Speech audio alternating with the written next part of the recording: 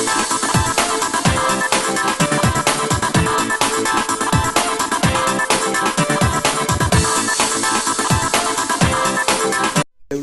आं मिजिं बर' नोंथांमोना नायगासिनो मिजिं बर' चेनेल लोगोफोर नोंथांमोनाथ' फेसबुक पेज दोङो जानांगौ आरो गैया थेवबाबो भिडिअखौ जोबजासिम नाय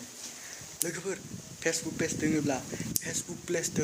पेजजों फैसा बोरै खामायनो फैसा दानि जुगाव फैसा खालि फैसा बे मोनसे सोदोबखौ बेसे खोनानांगौ जाखो फैसा गैयाब्लानो जेबो मावनो हाया 99% खामानियानो फैसादोसो जायो बेनिखायनो लोगोफोर जोबजासे नाय फैसा लाख थाखा खामायनो हागोन नोंथांमोना ओरैनो फालतु खामाखै लाख थाखा खामायनो हागोन नों नायब्रबनाय लोगो लोगोनो बिदि नङा लोगो बेयाव नोङो टाइम नांगोन लाख थाखाबो नों खामायनो हागोन आनलिमिटेड नों खामायनो हागोन लोगोफोर बेनि थाखाय नोंथांमोननोथ' फेसबुक एकाउन्ट दंखायो जानांगौ फेसबुक एकाउन्ट दंबा नोंथांमोना फेसबुक पेज दंखायोथ' जाबायानो होमबा बेखौ नायदो मादि क्रियेट खालामनांगौ मादि मा खालामनांगौ फुरा जोबजासे नाय आं मिथिगौ नोंथांमोना बुहुद हाखु दावरा जाबाय जानांगौ भिडिअखौ नायनो थाखाय आरो मोजां टपिकखौ नायनो थाखाय दा सानदों मा फाग्ला रखम बखिगासिनो नोङो थाब खालामनोबो भिडिअ थाब देखायाबा थांनोसै जों बिदि सानदो जानांगौ नोंहा जोबजासे नाय भिडिअखौ बारा फालतुबो खालामला स' लेट्स स्टार्ट जोङो जोंनि मबाइलनि एन्ड्रइड मबाइलानो जा जियानो जा मबाइलनि हम पेजाव थांनांगोन हम मेनुआव थांनानै बेयाव जोङो जायखिजाया ब्राउजार अपेन खालामनांगोन दा आं क्रम ब्राउजार अपेन खालामदों क्रम ब्राउजाराव दा अपेन खालामदों नालाय बेयाव सार्च खालामदों नों facebook.com बेयाव ओमफ्राय सायाव बिखि आगदा जा मोनब्रै सिन थागोन बोनाय सिन बेयाव थुनानै बेयाव मेनु जाहैबाय बेयो बुंनो थाङोबा बेयाव थुनानै ओमफ्राय बेयाव सिङाव लाबबानो पेज लिरनो थाङो पेजाव थुनायनि उनाव बेयाव नोंनाव पेज दंखायोबा बिदि ओंखारगोन create page डिस्कभार innovation like page बिदि दोङो बेनि सिगां नोङो डेस्कटप साइड खालामना लाग्रो ओइ मोनब्रै सिनाव आगदाखै थानायाव क्रमनि बेयाव थुना ला होमबानो कम्पिउटाराव जेरै ओंखारो बेफोरबायसा ओंखारगोन बे पिसिआव ओंखारनाय रखम बेनिफ्राय बेयाव आरो खेबसे बेयावनो थुफिननानै बेयाव आरो पेजाव सिङाव लांना पेजाव थुनायनि उनाव बेयाव क्रिएट पेजाव एबार क्रिएटआव थुबानो ओमफ्राय बेयाव ओंखारसिगोन बेफोरबायसा इन्टारफेस ओंखारगोन connect with your audience Facebook ओमफ्राय बेयाव सिङाव लांनानै गेट स्टार्टआव थुबा बेयाव बेफोरबायसा इन्टारफेस ओंखारगोन गेट स्टार्टआव थुनायनि उनाव बेयाव give your page A title माने नोंनि पेजनि नाम दोन दा जेरै आं नाम दोनगोन बेयाव मिजिं लाइफ बेयाव आं दा लिरगासिनो टाइपिं खालामना आं बेयाव दा सेट खालामबाय बेखौ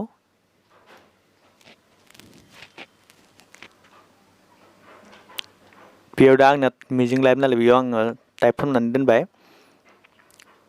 एबार बेयाव व्हाट्स दा पेज एबाउट बेयो नोङो साब केटेगरि नोंनि पेजआ मानि बागै होननाय सोंदों बेयाव साब केटेगरि जेरै book magazine brand companies organisation events film local business music other people sport television website blog होमबा जोंनिया मानसि जमा खालामनाय जेरै हमना ला इउटुब चेनेल दङ नालाय आंना बेनिखायनो पिपल सिलेक्ट खालामबाय आङो नोंसोर बेलेग सिलेक्ट खालामबानो जाबाय नोंसोरनि बागै ओमफ्राय बेयाव आरो सिलेक्ट साब केटेगरि दङ बेयाव जेरै actor actress author band blogger chef coach comedian dancer entertainer fashion film creator fitness gaming motivation speaker music बे बहुतता दङ बेफोरबायदिनो फट'ग्राफिफोरनिबो दङ political public figure scientist sponsor दा आङो इउटुबार नालाय ओंखायनो भिडिअ क्रिएटर होबाय आं सिलेक्ट खालामबाय ओमफ्राय एबार आं नेक्स्टआव थुगोन